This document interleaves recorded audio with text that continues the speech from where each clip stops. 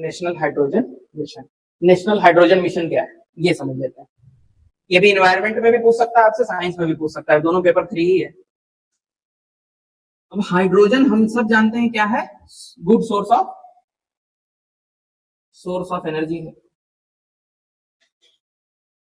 Energy का source है hydrogen अच्छा खासा।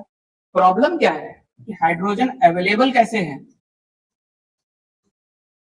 Available in compound form, compound में अवेलेबल है ना, जैसे H2O, CH4, not available as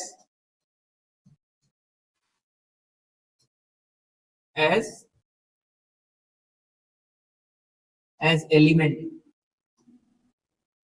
केवल हाइड्रोजन के फॉर्म में नहीं। तो आपको क्या करना पड़ेगा, इसको कंपाउंड फॉर्म से क्या करना पड़ेगा, एज एलिमेंट, एलिमेंट के फॉर्म में कन्वर्ट करना पड़ेगा, तभी तो इस्तेमाल कर पाएंगे। और एलिमेंट के फॉर्म में कन्वर्ट करने के लिए, इसी प्रोसेस के लिए, इसके लिए क्या ही रिक्वायर होगा, energy.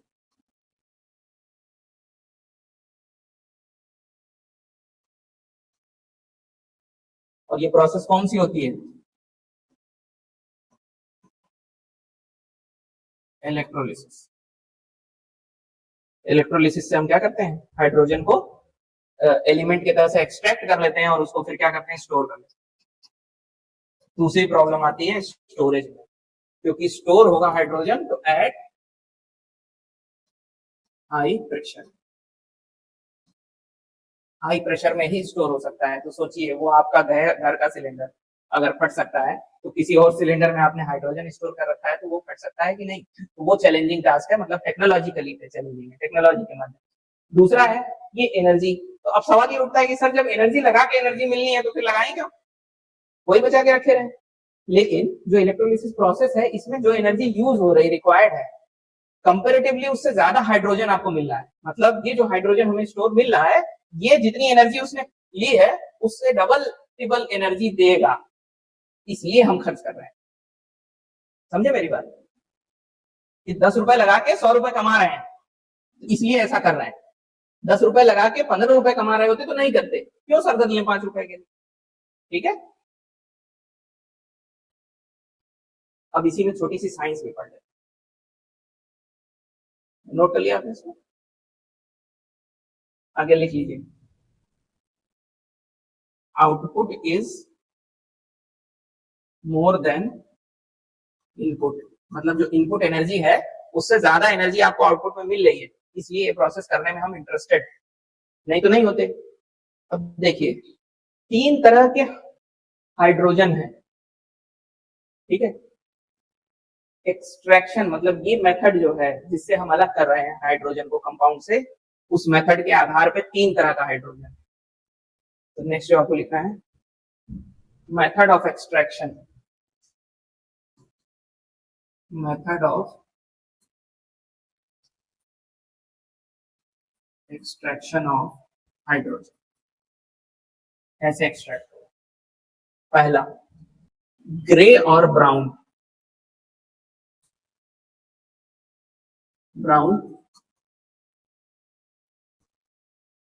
Hydrogen, grey hydrogen, brown hydrogen उसको कहते हैं जहां पे जो एक्सट्रैक्शन के लिए एनर्जी चाहिए ना, उसके लिए वो एनर्जी कहां से आ रही है, वो एनर्जी आ रही है फॉसिल फ्यूल से। और फॉसिल फ्यूल क्या करेंगे, कार्बन इमिशन, इसीलिए इसका नाम दिया गया ग्रे या ब्राउन। ठीक है, इसमें एक प्रोसेस होती है स्टीम मीथेन रिफॉर्मेशन,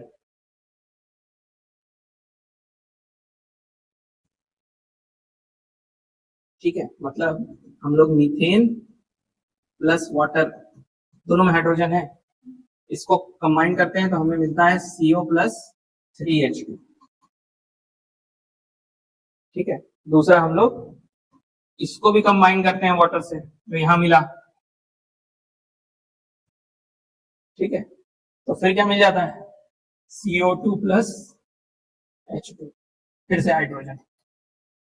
दोनों प्रोसेस से क्या हो रहा है, हाइड्रोजन आपको मिल जा रहा है, ठीक है। और कार्बन डाइऑक्साइड, यहाँ भी कार्बन डाइऑक्साइड मिल रहा है, प्लस जो एनर्जी लग रही है तो वो कार्बन रिलीज कर रहा है, ठीक है। तो इसलिए इसको ग्रे और ब्राउन हाइड्रोजन कहा गया, कि हाइड्रोजन जैसे आपने पाया उससे आपने इमिशन किया, ठीक है। दूसरा आता है ब्लू हाइड्रोजन।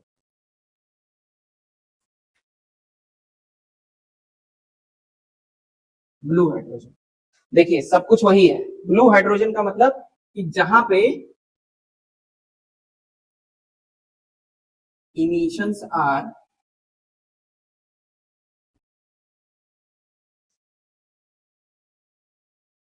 सीक्वेस्टर्ड, मतलब कार्बन सीक्वेस्ट्रेशन हो रहा है।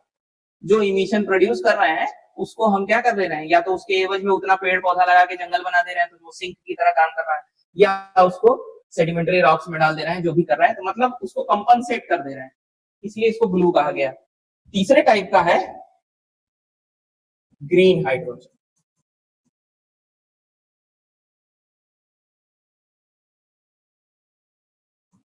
ग्रीन हाइड्रोजन,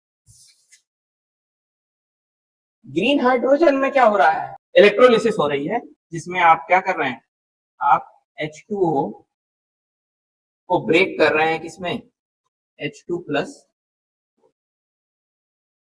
कौन सी प्रोसेस से, इलेक्ट्रोलिसिस,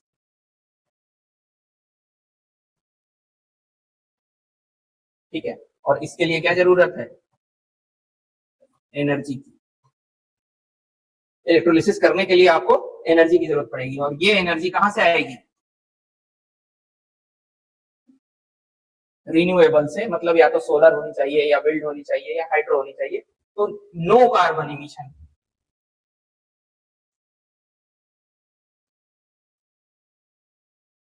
इसीलिए इसको ग्रीन कहा। ये हाइड्रोजन में हम सबसे ज्यादा इंटरेस्टेड हैं, ठीक है।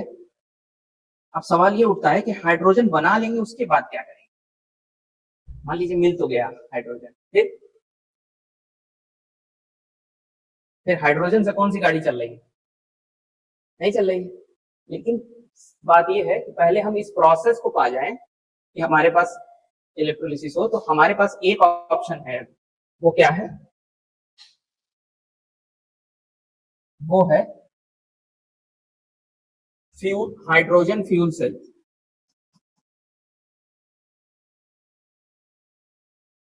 हाइड्रोजन फ्यूल सेल में क्या होता है, यही वाली प्रोसेस उल्टी होती है, उसको बोलते हैं रिवर्स इलेक्ट्रोलिसिस।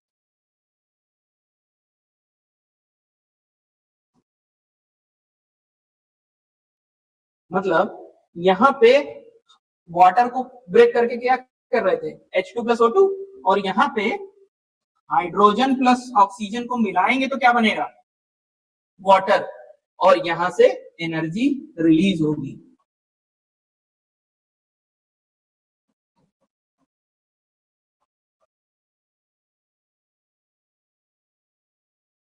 एनर्जी रिलीज मतलब ये होगी क्या, डीसी, ठीक है। अब देखिए हाइड्रोजन फ्यूल सेल कहां लगा सकते हैं, वो हर जगहों पे जहां सेल लगा रहे हैं, मतलब बैटरी, लिथियम आयन बैटरी लग रही है इलेक्ट्रिक व्हीकल जितने आ रहे हैं। चैलेंज क्या है इलेक्ट्रिक व्हीकल में, लिथियम आयन बैटरी जो लग रही है, अगर आप देख रहे होंगे वो ओला वाली बाइक, और जो ये टाटा ईवी कार निकल रही है। आपने कभी ये सोचा कि वो जो सरकारी बस डीजल वाली चलती है वो इतनी बड़ी होती है, और एक इलेक्ट्रिक बस चल रही है सिटी बस, वो छोटी है, क्यों छोटी है ना, कंपेरेटिवली साइज में आधी है ऑलमोस्ट। और वो जो बड़ी वाली बस चलती है वो डीजल वाली। वजह ये कि ये जो लिथियम आयन की बैटरी होती है, इनका वेट बहुत ज्यादा होता है। वेट इतना ज्यादा होता है तो एक कैपेसिटी है ना कि हम कितनी बैटरी लगा सकते हैं, कितना वेट, पता चला इतना वेट आपने दे दिया कि पैसेंजर का वेट अब ले ही नहीं पा रहा, ठीक है। वो problem hydrogen fuel cell solve कर देगा। क्यों, क्योंकि लिथियम आयन बैटरी तो डिस्चार्ज होगी तब भी उतना ही वजन होगा, चार्ज होगी तब भी उतना ही वजन होगा। आपकी गाड़ी में पेट्रोल भरा रहता है तो टैंक खाली होता है तो वजन कम होता है, टैंक भरा होता है तो वजन ज्यादा होता है। हाइड्रोजन भी तो गैस है, खाली होगा तो वेट कम होगा, प्लस हाइड्रोजन क्या है, लाइटेस्ट एलिमेंट, सबसे हल्का। तो आप उतने वेट में कितना ज्यादा हाइड्रोजन कंज्यूम कर लेंगे, तो गाड़ी का वेट कम होगा तो उसका कैपेसिटी बढ़ जाएगी। ठीक है, ये चीज मीट कर सकते हैं। दूसरा, वो रिलीज क्या कर रहा है, पानी, तो धुएं की जगह निकलेगा क्या, पानी, कहीं भी जा सकता है। ठीक है, फिर इसी पानी से तो फिर बन सकता है ना, लेकिन वो मैकेनिज्म उसमें नहीं लग सकता, कार में नहीं लग सकता, प्लांट में लग सकता। ठीक है, तो हाइड्रोजन फ्यूल सेल एक ऑप्शन अभी हमारे पास है जिससे हम हाइड्रोजन का यूज कर सकते हैं एज अ फ्यूल। और हाइड्रोजन का इफिशियंसी फ्यूल के मामले में ज्यादा अच्छा है, मतलब आप कोयला जितना जलाएंगे या लकड़ी जितनी जलाएंगे या पेट्रोल जितना जलाएंगे उसके कंपैरिजन में उतना ही हाइड्रोजन आपको ज्यादा एनर्जी देगा।